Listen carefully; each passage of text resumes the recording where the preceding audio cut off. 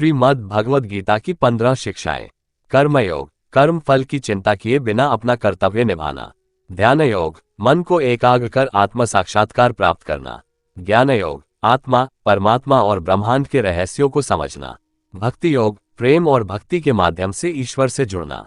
निष्काम कर्म, फल की इच्छा किए बिना कर्म करना। समत्व, सुख दुख, लाभ हानि, जीत हार में समान रहना। अहिंसा, किसी भी प्राणी को शारीरिक, मानसिक या आत्मिक रूप से न कष्ट देना।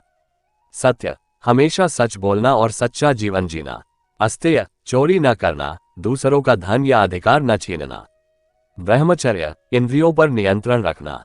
अपरिग्रह, अनावश्यक वस्तुओं का संग्रह न करना। शौच, बाहरी और आंतरिक स्वच्छता रखना। संतोष, जो प्राप्त है उससे संतुष्ट रहना। तप, आत्म संयम और अनुशासन का पालन करना। स्वाध्याय, आत्मज्ञान प्राप्त करने के लिए अध्ययन करना। इन 15 शिक्षाओं के अलावा गीता में जीवन के विभिन्न पहलुओं पर कई अन्य महत्वपूर्ण शिक्षाएं भी दी गई हैं।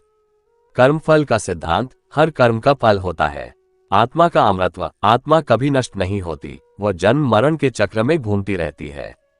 मोक्ष प्राप्ति का मार्ग, कर्म, ज्ञान और भक्ति के माध्यम से मोक्ष प्राप्त किया जा सकता है।